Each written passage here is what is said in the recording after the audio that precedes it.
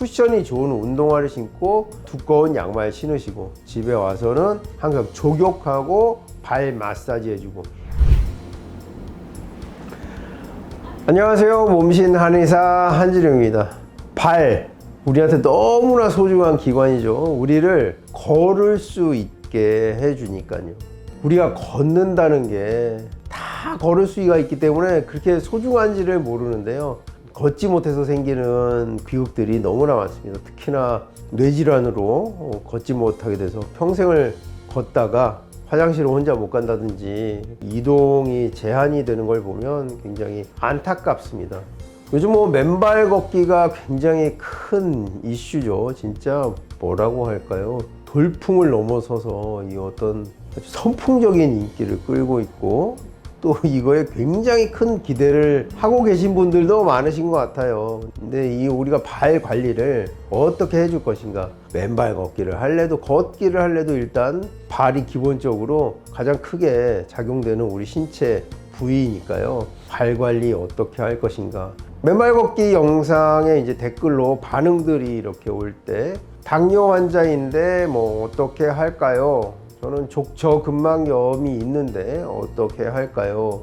어떤 분들은 걸었더니 더 아파졌다. 답글을 달았어요. 맨발 걷기가 다가 아니니까 맨발로 걸었다가 아프면 신발 신고 걸으시라. 걷기를 포기하지는 마시라, 이렇게 말씀을 드렸어요. 그럼 우리 이 수고로운 이 발, 우리가 걷게 해주는 발을 어떻게 관리할 것인가? 그 첫 번째는요, 바른 자세로 걸어야 합니다. 걷는 게 다 제각각이에요. 자기 맘대로 걷습니다. 어떤 사람은 이렇게 발끝으로 이렇게 오다리죠. 그런 식으로 걷는 사람. 어떤 사람은 턱턱턱턱 발 뒤꿈치와 앞꿈치를 한꺼번에 지면에 이렇게 내려놓는다든지. 우리가 태어나서 걸음마를 처음 배운 이후에 단 한 번도 걸음걸이를 누구한테 배우는 경우가 거의 없습니다. 다 자기 마음대로 걸어요. 왜? 걸을 수 있으니까.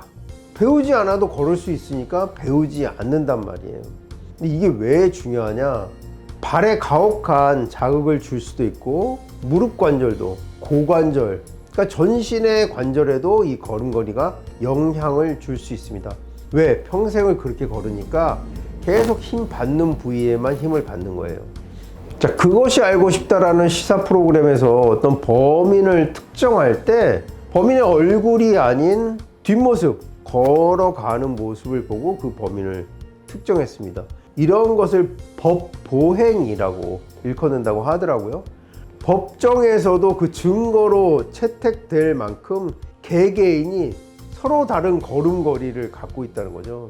여러분들도 멀리서 우리 가족이 저 앞에 걸어가거나 저 앞에서 걸어올 때 얼굴이 식별되지 않아도 그 분위기나 걷는 모습만 봐도 우리 식구구나 알아볼 수 있는 경우가 있지 않습니까? 이 말씀을 왜 드리냐면요, 비교적 올바른 자세와 가깝게 걷는 분들도 계시고 정상에서 많이 벗어나서 잘못 걷는 분들 계시죠. 우리 팔자 걸음하는 분들 있잖아요. 오다리 있죠. 이런 분들도 개선 가능성이 충분히 있습니다. 그렇게 걷기 때문에 골격도 그렇게 바뀌는 거라고 봐요. 가까운 어떤 나라 그 여성들 다리를 보면 거의 이렇게 안으로 이렇게 걷죠. 이게 걷는 문화, 어머니가 이렇게 걸으면 아기가 그걸 따라 걷고 이런 걸음걸이를 습득하는 게 아닌가. 그러다 보니까 체형도 그렇게 변하는 걸 볼 수가 있는데요, 그 나라 선수들 골프 경기를 봐도 거의 그 걸음걸이가 그 나라 사람 비슷해요. 걸음걸이를 잘 해줘야 우리가 발 건강을 유지할 수가 있다. 걸음걸이가 잘못되면요, 족궁이라고 부릅니다. 타살 아치라고 하는데, 이게 족아치, 족궁, 발에 있는 이런 어떤 그 아치예요. 이렇게 아치 구조 있죠.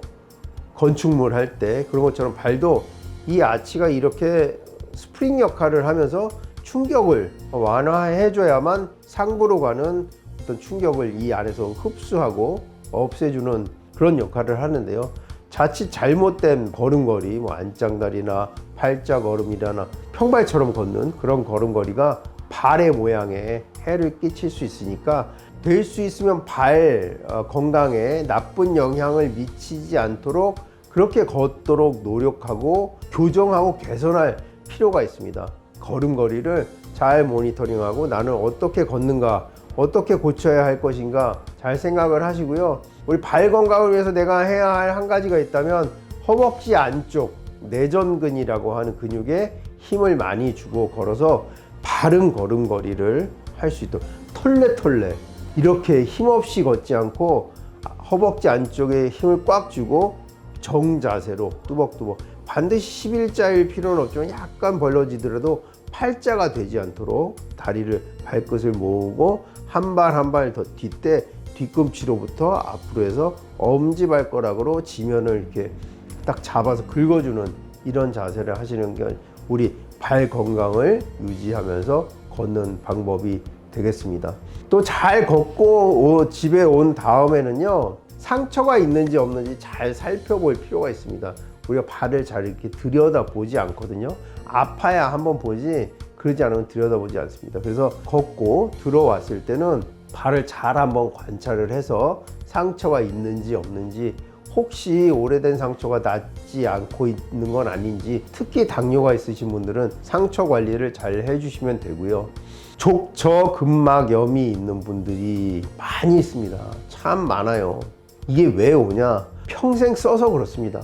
우리가 태어날 때 발바닥, 손바닥에 지방층이 있어요. 그걸 패드라고 하는데 이 지방층이 점점 얇아집니다. 아니 난 살이 이렇게 쪘는데 지방이 어떻게 얇아지지? 참 안타까운 것은요, 나이가 든다는 것은 필요한 데는 안 가고 필요 없는 데만 자꾸 쌓여요. 이런 게 노화고 뭐 질환의 이제 원인이 되기도 하는데요. 내가 살이 많이 쪘으니까 발바닥에 지방층이 충분히 있을 건데 그렇지 않습니다. 나이가 들면서 그 지방층이 점점 얇아지기 때문에 우리가 걸을 때 우리 체중을 더 이제 많이 받게 되는 거죠. 지방이 쿠션 역할을 못 해주니까. 이럴 때는 어떻게 해야 되냐? 두꺼운 양말 신으시고 쿠션 좋은 운동화를 신어야 돼요. 단화라든지 하이힐, 굽 높은 신발 이런 거 절대 피하시고, 우리가 알고 있는 스포츠 브랜드에서 나오는 쿠션이 좋은 운동화를 신고 두꺼운 양말 신으시고 집에 와서는 항상 족욕하고 발 마사지 해주고 이렇게 관리하면 훨씬 좋아지고요. 이분들 그 실내 우리 집에서 생활할 때 주로 맨발로 많이 생활을 하잖아요. 근데 저근막염이 있다 이런 분들은 뭐 다 좋아요. 운동하고 걷고 들어와서 집에 와서 족욕하고 마사지하고 실내에서도 두꺼운 양말 신고 실내용 슬리퍼 같은 실내화를 신으시기를 권해드립니다. 이렇게 임상이 있다 보면은요, 예전에 어떤 분들이 제일 족저근막염이 더 이른 나이에 심하게 왔냐, 이 방바닥으로 되어 있는 음식점이 예전에 많았잖아요. 바닥에 앉아서 먹는. 여기에 일하는 서빙하는 아주머니들 거의 그냥 양말 하나 얇은 거 신고 뭐 덮버섯 같은 거 하나 신고 하루 종일 방바닥에서 걸어서 일을 하는 거예요. 무거운 쟁반 들고. 이러면 발바닥에 충격이 계속 가해지면서 족저근막염이 많이 오거든요. 또 어떤 직업군, 주방에서 일하는 분들, 장화라는 것이 쿠션이 거의 없습니다. 요즘은 뭐 그 고무 신발들 많이 있죠. 병원 가면 의사 선생님들 다 신고 있는 거. 그런 것도 쿠션이 그렇게 많지는 않아요. 그런데다가 양말을 두꺼운 걸 안 신으면은 그분들도 많이 오고, 또 슬리퍼 신고 생활하시는 분들 굉장히 많거든요. 자영업 하거나 뭐 이런 분들 그냥 실내에서 슬리퍼를 신고 고객 응대도 하고 생활도 하고 하시잖아요. 이런 분들도 이게 쿠션이 없어요. 그래서 족저근막염 있으신 분들 반드시 실내에서도 쿠션이 있는 양말 실내화 착용하시고, 밖에 외출할 때도 두꺼운 양말, 쿠션 좋은 운동화 착용하시고, 하루 일과를 마치고 집에 돌아와서 족욕과 발 마사지를 반드시 해주시고, 또 한 가지 이제 발 건강에 대해서 말씀드릴 수 있는 것은 굳은 살입니다. 사실은 발의 어느 부위에도 굳은 살이 있으면 안 돼요. 굳은 살이 있는 게 정상이 아닙니다. 없는 게 맞아요. 나이 들어서도. 이분들 걷는 방법이 잘못됐을 수도 있고, 발 반사고 이론이 있습니다. 어떤 장기가 안 좋을 수도 있으니까 발 관찰을 꼼꼼히 하시고 그 부위에 굳은 살이 생기지 않도록 노력하는 것이 중요할 것 같습니다.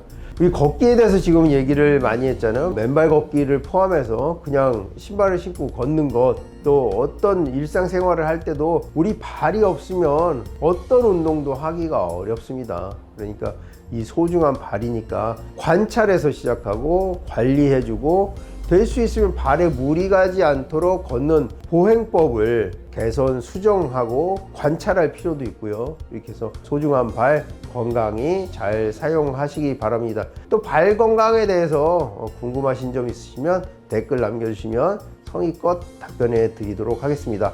지금까지 몸신 한의사 한진우였습니다. 감사합니다.